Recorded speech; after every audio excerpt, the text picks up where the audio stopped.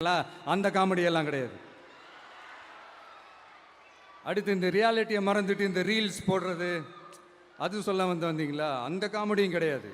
இது சீரியஸாக ஒரு விஷயம் நடந்துக்கிட்டு இருக்கு. முன்னெல்லாம் சட்டசபையில் யார் பேசுனா நமக்கு என்ன, யார் அடிச்சுக்கிட்டா நமக்கு என்னன்னு இருந்த கூட்டம்லாம் இப்போ சட்டசபையில் என்ன நடக்குது, என்ன பேசிக்கிறாங்கன்றது ரொம்ப உன்னிப்பாக கவனிக்கிறாங்க. கவனிச்சிங்களா?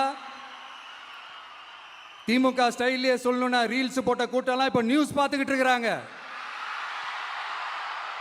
அதில் நமக்கு சந்தோஷம் தான், பெருமை தான்.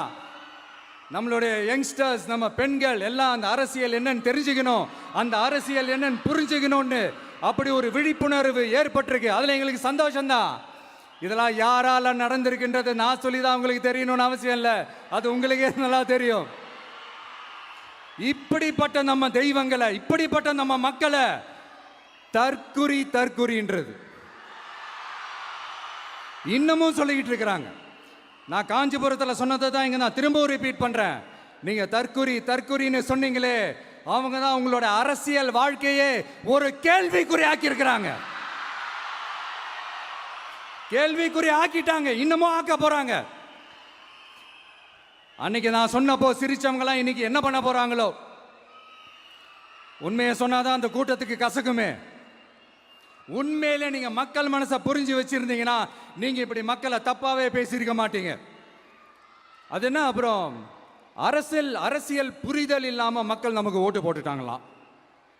இந்த கவர்ச்சியில மயங்கி மக்கள் நமக்கு ஓட்டு போட்டுட்டாங்களா. நான் என்ன, சரி விடுங்க.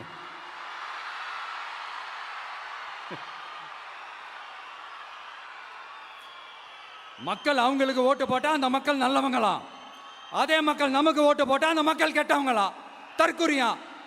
இதே மக்கள் தான் இத்தனை வருஷமா உங்களுக்கு ஓட்டு போட்டுட்டு இருந்தாங்க. உங்களுக்கு மட்டும் என்ன, வேற ஏதாவது பிளானட்ல இருந்து குதிச்சு ஓட்டு போட்டு போனாங்களா? தற்குறியாமா, தற்குறி நல்லா வருது, வேணான்னு பாக்குறேன்.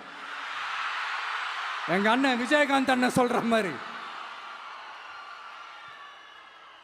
அண்ணா அவர்கள் ஆரம்பிச்ச கட்சியை ஒரு அடிமை கூடாரமா ஆக்குனது யாருங்க சார்?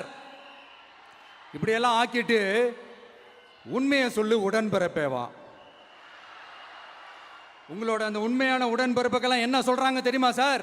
திமுக இப்படி ஆனதுக்கு காரணம், அந்த காரணத்தை வெளியிலலாம் போய் தேடாதீங்க, உங்க குடும்பத்துக்குள்ளேயே கேளுங்கிறாங்க. உங்களுக்காக மாடா உழைச்சி தேஞ்சு போய் கிடக்கிறோம்.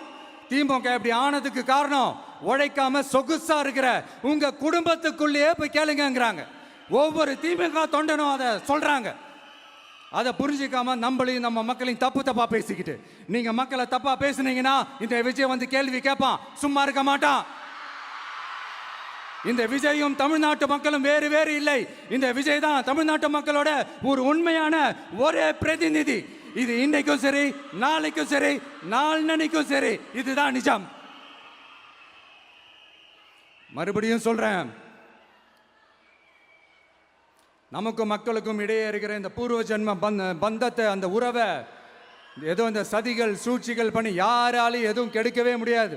கெடுக்க ட்ரை பண்ணீங்க நம்ம ஆட்சிக்கெல்லாம் வரதுக்கு முன்னாடி. என்ன சதிகள், என்ன சூழ்ச்சிகள், என்னென்னலாம் பண்ணி எப்படியெல்லாம் தடுத்துடலான்னு.